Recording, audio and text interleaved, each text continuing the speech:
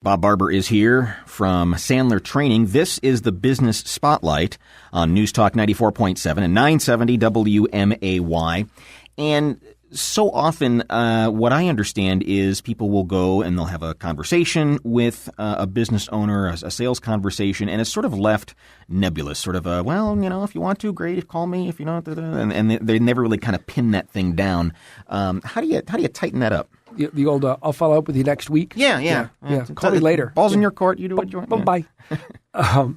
Thank you, Johnny. This is a troubled spot. 75% of the deals die. They just die in the decision process. Really? Wow. People assume that they just skate through them. They think it's going to they get happy years. I mean, I've uncovered an issue. The person said they like me. They really want to do it, and nothing happens. And the one statement I hear when I debrief salespeople that just makes my blood run cold is when they say, Bob, it was a really, really good meeting. They like me. We're going to get some business from them someday. Yeah. It means nothing. I start to dig into it. Why? What made it a good meeting? And it was all fluff. They talked about non-business things, and there's just nothing there. Is there a point in that, hey, thanks for the meeting process that you say, what's the next step? How do you start to get these things to lock in instead of leaving it sort of fuzzy? Yeah, we do a number of things to that. But the thing that I see that's the biggest, I don't know, it's become a virus really that prevents people from going there is it's worse than Zika. It's the OCW virus. What is that? That's the one contact weakness. Oh, okay. So the salesperson thinks they've got the person, and sometimes they find out that person can only say no and can't say yes. Don't take a no from someone that can't say yes. I mean, it seems obvious, but people do it all the time. Or that person leaves. I think of people. Last week, I talked to a guy. He said, hey, I got one. And he went in the next day, and the guy had left. And the decision maker, that, from his perspective, was no longer there. So what we've discovered is 4.5 people now are involved in the decision-making process in most organizations. So it's not just one contact. Mm-hmm. So salespeople can't skip through that process. They can't coast through it. They can't assume that they've got it. They can't read minds. Too many salespeople think they can read minds. So people come in and they introduce themselves and say, hey, I'm from XYZ company. I think we have something that we can offer you. At what point do they start building all of those relationships? How soon do you start to coalesce those 4.5 people? Early and often, yeah. And that's part of the qualification process. I like to teach people to qualify early and close later. Okay. Let's qualify, close, and present, as opposed to qualify, present, and close.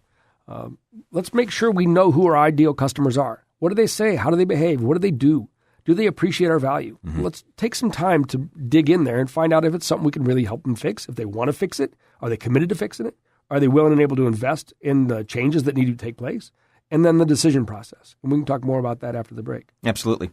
Bob Barber is here from Sandler Training on the Business Spotlight on News Talk 94.7 and 970 WMAY. Actors never rehearse in front of a live audience. Football players don't wait to practice until game day.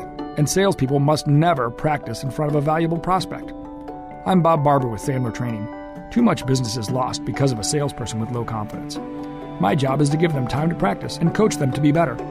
Think of my sales training like getting an opinion from a neutral third party. We turn salespeople into professional representatives of your company. They close business more often, and they close bigger business. Go to bobbarber.us and take a quick survey to see if I'm right for your team. I'll send you a free copy of 6 ways to be a more effective manager. Whether we work together or not, I assure you following these 6 steps will improve your company. Go to bobbarber.us. Predictable, consistent results. Every quarter, every month, every day.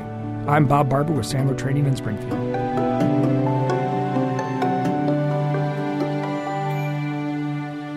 In the Business Spotlight on News Talk 94.7 and 970 WMAY, visiting with Bob Barber from Sandler Training, an organization here in town that helps businesses just do better business, how to train people and coach them and make sure the managers are doing what the managers need to do and the salespeople are doing what the salespeople need to do. But nothing happens until somebody makes a decision. And what is that decision process? Well, I'm glad you asked. There's a couple steps to it.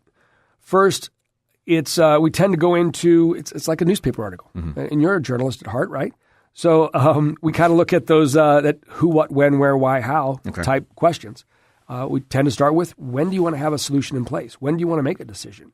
Let's make sure our timelines are in alignment, and then who is involved, who's impacted. There's a lot of different influencers in the decision-making process. There's the final decision maker, there's the economic decision maker, there's the influencer, and there's always that devil's advocate that likes to poke holes in it and nobody wants to stand up to because it's easier for him to say no, back to that negative thing. So who are all those people, and what's their involvement? We used to be able to say back in the early 2000s and 90s, you could just go after the decision maker, divide and conquer, and say, is this your company? Let's make a decision. But now we need to build consensus. We need to get buy-in from the others to make sure that the decision is executed as to the best of its ability. So if I'm talking to somebody and they say, hey, I'm in charge of purchasing things here, and yes, I can do that. When do I know that I'm not talking to the decision maker, or do I just have to say, hey, you and who else? I mean, how do I know I'm not talking to the decision maker? That's a delicate dance. Yeah. And because are there occasions where it is the decision maker? Yes, there are the occasions where it is the decision maker. But all too often, others have influence, or someone's going to have to give it the smell test. Somebody's going to have to look it over. As you said, the bean counter. Somebody's going to have to check it out. So who are those folks? And sometimes we've got to uncover that there's an incumbent involved that they can't say no to. They've been with a person 10 years. They can't just leave that person. So there's a lot of different factors that come into the decision process. How do they evaluate their decisions? What are they basing their decision on? Let's figure out what those qualifiers are. Why do they do it that way? Where does the decision take place? All these things need to be uncovered in the decision conversation. But Bob, that seems like a lot of work. Yes. Isn't there an easier way? We can go slow to go fast. Yeah. Yes, we can wing it. You're absolutely right. Throw enough of it against the wall, some of it's bound to stick.